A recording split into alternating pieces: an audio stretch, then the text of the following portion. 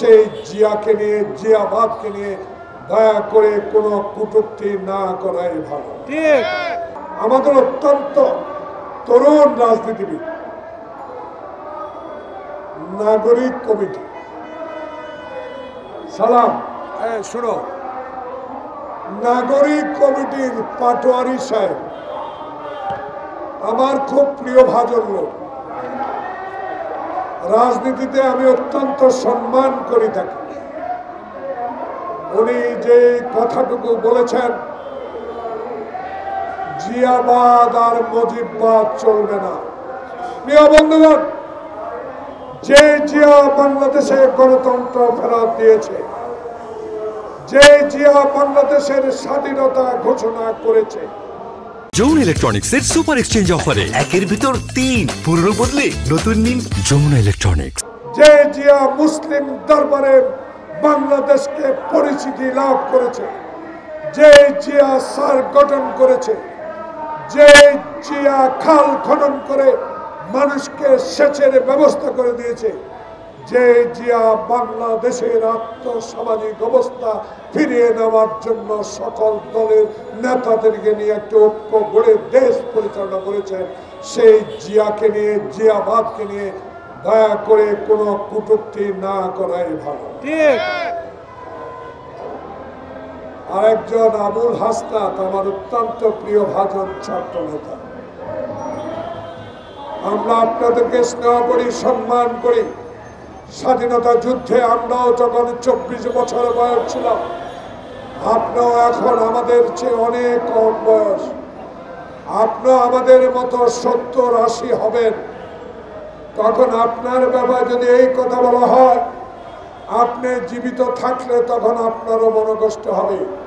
আমার নেতা মির্জা ফখরুল ইসলাম আলমগীর বাংলাদেশে একজন গ্রহণযোগ্য নেতা, বাংলাদেশে অত্যন্ত গুণীজন ব্যক্তি।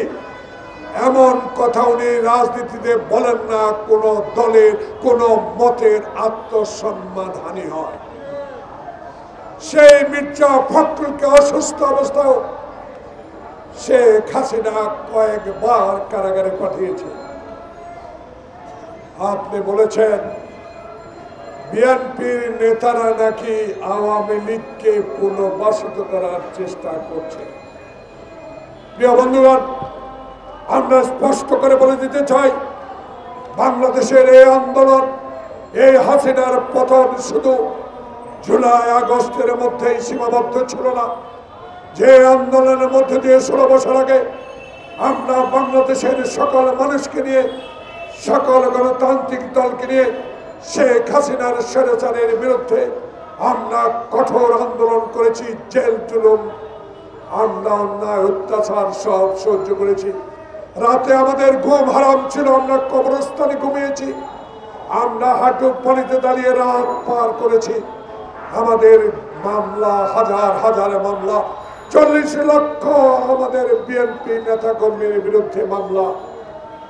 আজকে তাই সে আন্দোলনরত দলের মহাসচিব এবং দলকে নিয়ে অনুগ্রহ করে এমন মুহূর্তে আপনার বলা ঠিক হবে না, যেই মুহূর্তে ডক্টর ইউনূস খোকন মুক্তের রক্তের বিনিময়ে অর্জিত বাংলাদেশের গণতন্ত্রকে পুনরুদ্ধার করে একটি সুষ্ঠু নির্বাচনের তারিখ নির্ধারণ করবে, ওই সময়ে এইসব কথা বলে আমাদের মধ্যে অনৈক্য সৃষ্টি করা ঠিক হবে বলে আমি মনে করি।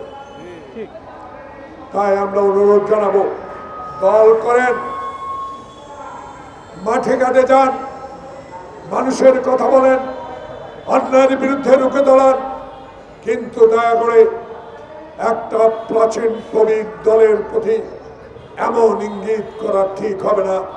যখনই আমরা ঐক্যবদ্ধভাবে শেখ হাসিনাকে বিদায় করতে পেরেছি, আমরা আশা করি আবারও আমার ঐক্যবদ্ধ থেকে বাংলাদেশে এমন একটি নির্বাচন দিব, এমন একটি নির্বাচনের ব্যবস্থা করবে ডক্টর ইউনূস। সেই নির্বাচনে বাংলাদেশের জনপ্রতিনিধি নির্বাচিত হবে, বাংলাদেশের সংস্কার হবে, বাংলাদেশে আইন প্রণয়ন হবে, বাংলাদেশের সংস্কার হবে, সকল কিছুই হবে। কিন্তু তার আগে আরেকটি ষড়যন্ত্র করে 111 মতো আবার বিলম্বিত করার কোনো অবকাশ বাংলাদেশে আর হবে না।